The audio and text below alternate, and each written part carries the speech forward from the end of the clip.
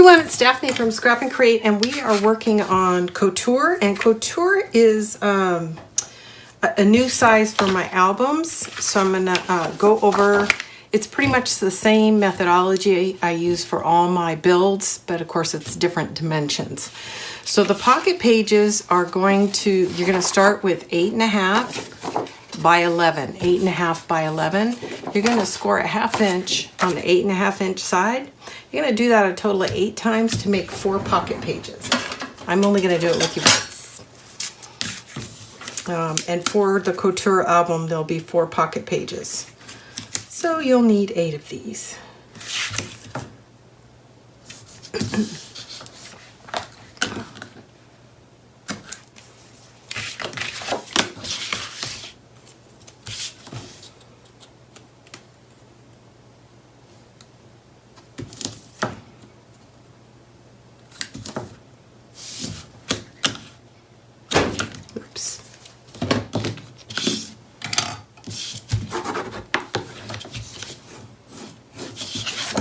Okay, so you're going to take both your pieces, you're going to fold this over, and we're going to join these so that you have a flange on one side and a flange on the other.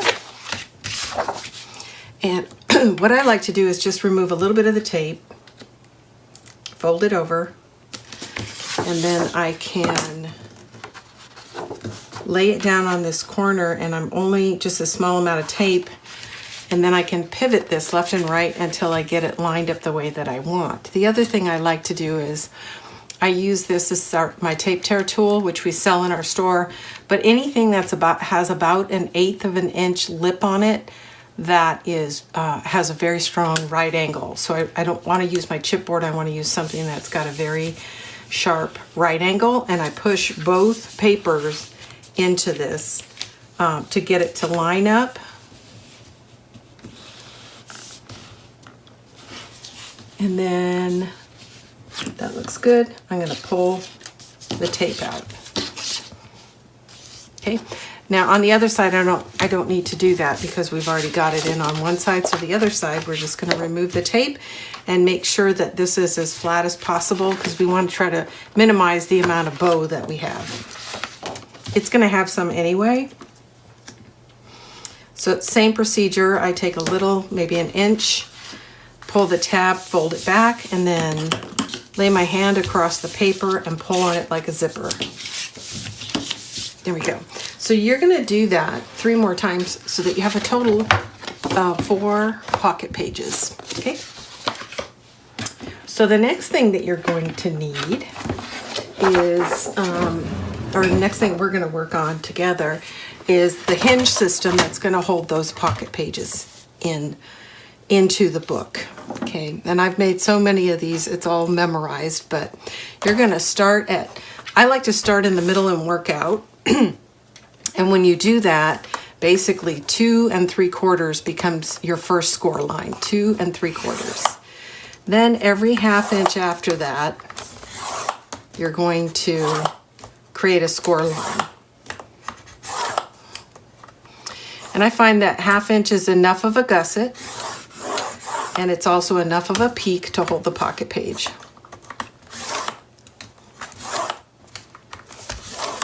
And you're going to score every 1/2 inch until we get to 8 1/4. So you're going to start, oops, I'm off 1/8 of an inch. You're going to start at 2 3/4, score a 1/2 inch until you get to 8 1/4, and that's your last score line.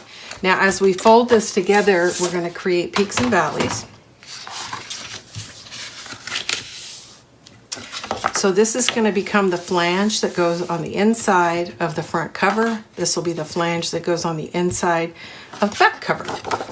Now the first, so that's folding up. The next one, we're going to fold these 2 together. And this is going to create the hinge. So this is what your page is going to lay on. So the next one we're going to skip, and then we're going to pinch these 2 together to make another peak. Skip 1, then pinch 2.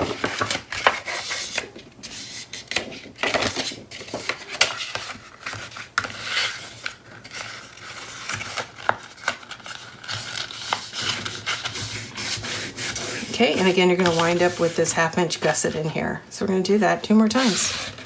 Now I like to bring it to the edge of my scoreboard and bend it right over the scoreboard, and then I get a nice crisp line.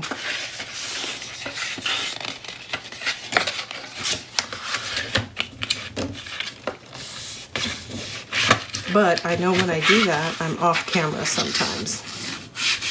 Okay, there we go. And here's our last one.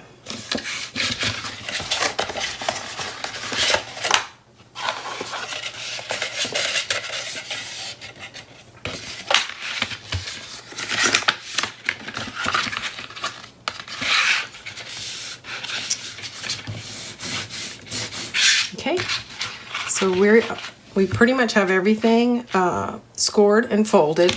So the next thing we're going to do is we're going to turn it over and we're going to apply adhesive to those valleys. Okay, so that's going to be tape in my case. You can use glue. I prefer tape here. As a rule of thumb, if it's an interactive element, meaning it has motion of any type, I put tape on it. If it's static, like a photo mat, I use glue. So that's kind of my rule of thumb. Now I've already pre-made one for my album, so I'm just going to go through and add tape to this one section. Then I'm going to show you the finished one. Just to sort of move things along.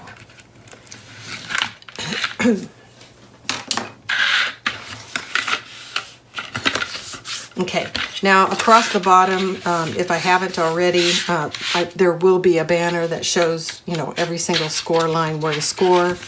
Again, you start at 2 3/4, score a 1/2" until you get to 8 1/4, but I'll give you every incremental score line in the banner. So you're going to do that process 3 more times. And once you're done with that, you're going to have what looks like this. So here's my 4 peaks. So once you've got those ironed out, you're going to add tape to the front and back.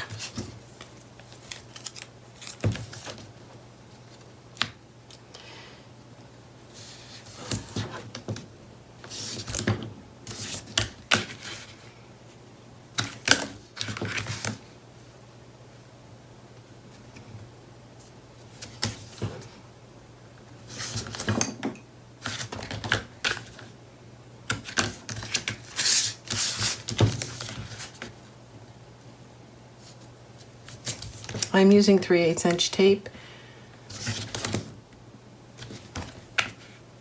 on these 1/2" hinges.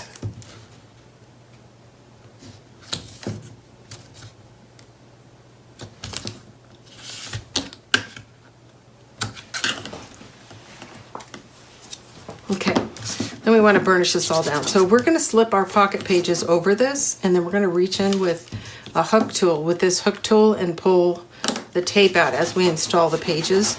That's why you want to make sure you burnish your tape down really well, so that when you go to reach in and pull the backing off, you don't bring the tape with it.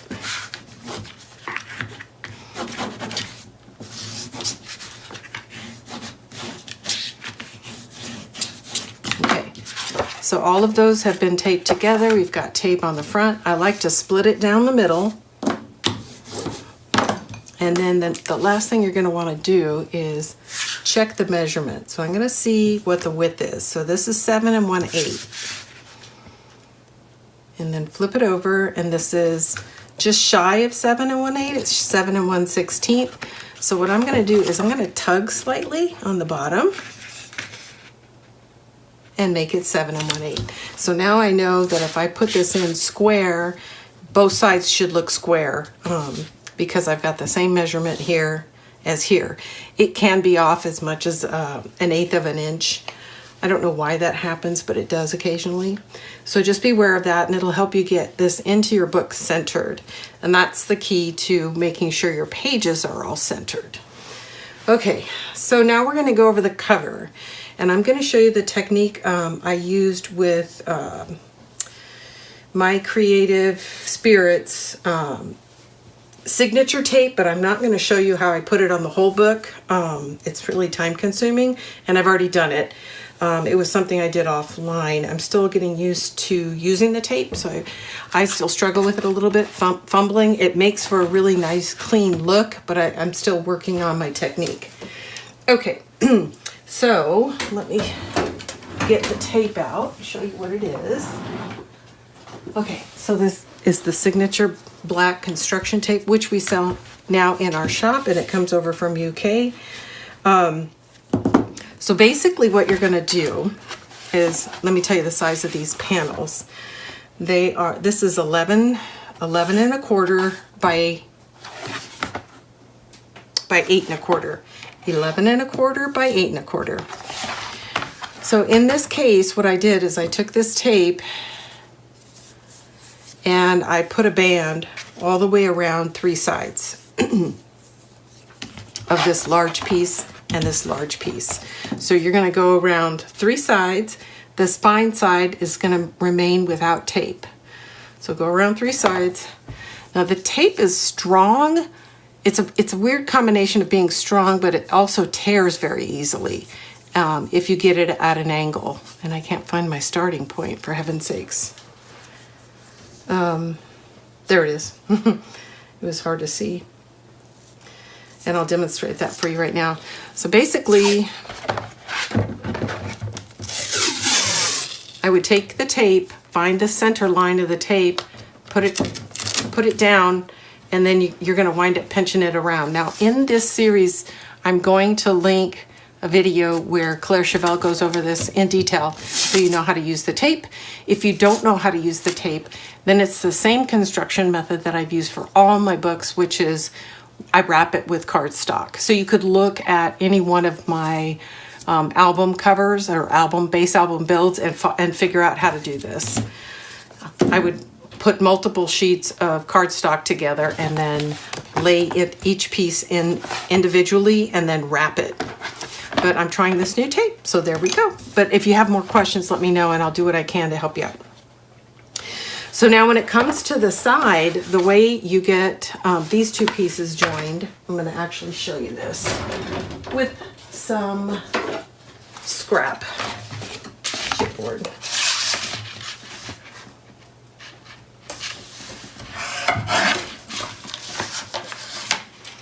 Okay. So imagine this is the cover and this is the hinge and then the spine. And in the end, I want it to look like this, and I would have another cover over here. So you put these 2 pieces down flush. You're gonna take your tape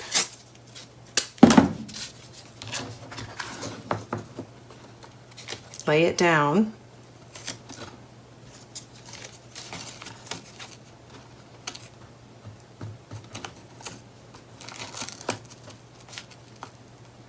Over these 2 pieces. You're gonna cut a little nick out of here, just so you don't have a lot of corner buildup. And I'll stick that down so you can get a look at it. So it's just a little triangle. And that's gonna go down. I'm gonna do the same thing over here. It's a little challenging with the book that I'm working on because it's a big book. You can do it, but it's a lot to hold. And that's partly why I didn't do it on camera. I wound up using my lap as my third arm. Okay, so that's gonna go down. And then you're gonna leave those 2 tabs up. There's your hinge. You're gonna flatten that down.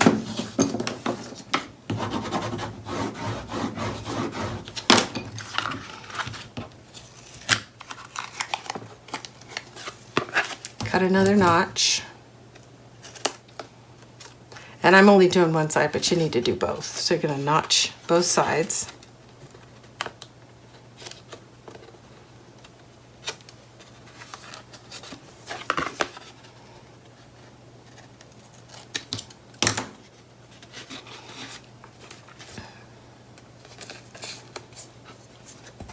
Now they're gonna come around this side. And you're gonna flatten it. And again, I can't recommend enough to see Claire Chevelle's video on this because she's done it so many times. Now when you're scoring, because like I said, it is strong, but it can tear easily, make sure you're using a score tool that is not sharp. I didn't do a very good job. Burnish everything down. Most of the time as you're burnishing, you can burnish the wrinkles out. And remember, all of this is gonna, all we're trying to do is get enough black that we can add this on without, you know, having to use a bunch of cardstock. So when we put our designer paper down, we've got our nice black border, okay? So we had a bare strip here, and this was bare. So the first thing I do is join this, and then once I wrap it around and burnish everything in place, and you can see where I've wrapped it around, then you're gonna wanna come across the top and cover that last little piece of chipboard that's exposed, okay? So there you go. So that's that. So now if I added another side here, you'd see that we still have a bare piece of chipboard. We gotta go around that, and these sides, okay? So start by wrapping 3 of the 4 sides on the front and back. Join the front, spine, and back with this technique. And then lastly, come back around on the spine and cover it. And that's it. And again, there is a excellent tutorial. It'll be in the playlist from Claire Chevelle. And people that have been using this rave about it. And I really like the finished look. I'm just having a little trouble with my technique, but I really like the way it looks, and it's really nice not to have to piece together a bunch of cardstock when I'm doing an album of this size. 11 inches is a large album. Okay, so with all that, I need to make sure, yeah, this is the inside because I see I've got those little overlays. They're not going to show up much, but I don't want them to be on the outside. I'm ready to put my hinge in. So the reason I like to separate these and fold them left and right is because then you can actually use the corner of your hinge in against the spine to help you get this centered, okay? So once you lift it up, you should have a 1/2 inch between the spine, the edge of the spine, and your first page, okay? So the next thing we're going to do is we're going to add tape to the back of this. Now remember that this part of your project, even though it's very tedious, not very glamorous, this is what's holding your book together. So it's not a place to skimp on adhesive. That's also why I leave these wings on and pull them into the front cover and the back cover, because it just further anchors the pages to the book instead of just the hinge area. So I'm going to cover this whole thing with tape, and I'm just going to speed things up, and I'll be right back when I'm done.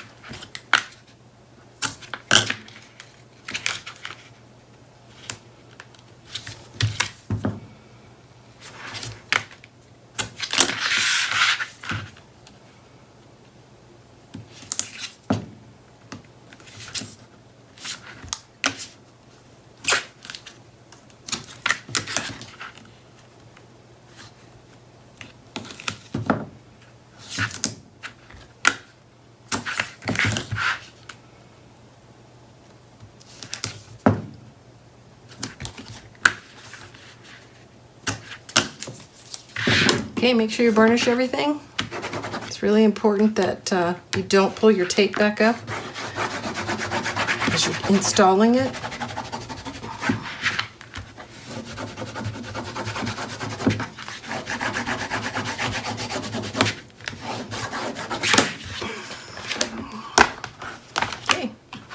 The this is what I like to do. I like to take off 1 or 2 strips in the middle, get it adjusted, and then reach under with my pick tool to pull off the rest of the tape. Some people remove all the tape and just hold it and then let it all go at once. I find that if I do make a mistake, it's a lot easier to lift up 2 pieces of tape, 2 strips of tape, than it is this whole panel.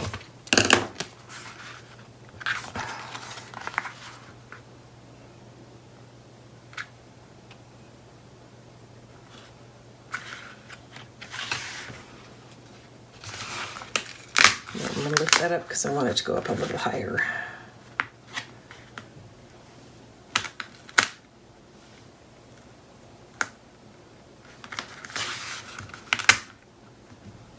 You see the corners are lining right up with my spine, which is what I want to see. Okay, now I've got it anchored. Pretty happy with that. Now I can go in with my tool and remove the tape on the rest of it.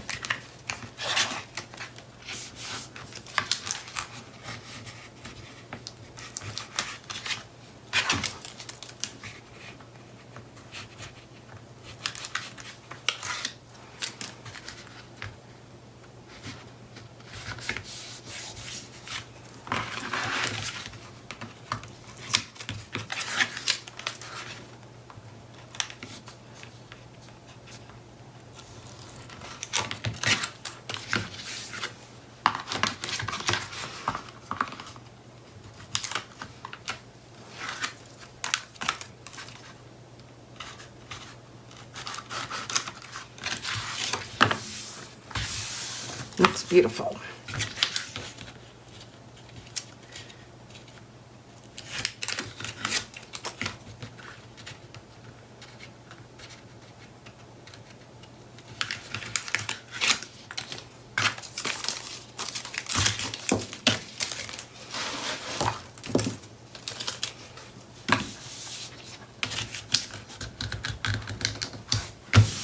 Okay, I'm going to burnish that all down as soon as I figure out what I did with my bone folder.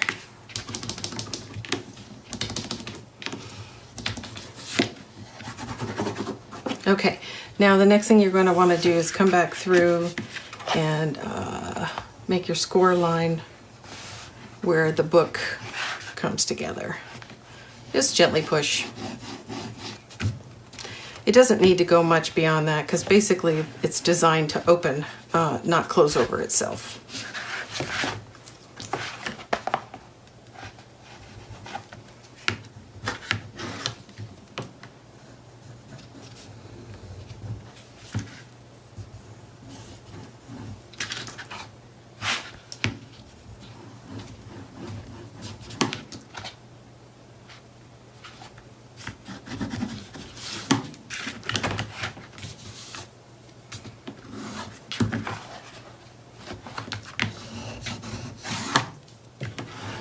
Okay, there we go. So hopefully you got your spine in straight, but if you didn't, there is an opportunity to straighten things out one more time. It's when you actually put your pocket page in. So when you put your pocket page in, you're going to slip it over your hinge, and then you're going to lay it down and push toward the spine, and you're going to look for an even border, top to bottom. If you don't, it's hard to see black on black. If you don't see an even border, tweak it slightly up or down until you start to see a straight line. And that's the other way that you can straighten it, even if it goes down on this peak slightly crooked. But if it looks right, and you definitely don't want this happening where your page is drifting above the covers, which are protecting them. Okay, so then you would add your 4 pages, which we're not going to do because it makes sense to leave these out of the book until you get them decorated. Otherwise, you wind up wearing out your book, opening and closing it before you've even finished your pages. So that's pretty much it. So again, this is 8 1/4 by 11 1/4. This is 2 1/2 by 8 1/4. Okay, and those dimensions are in the description. Click the show more and you'll have the dimensions for this album, for the cardstock and the chipboard that you need to make this album. Okay, be back in shortly.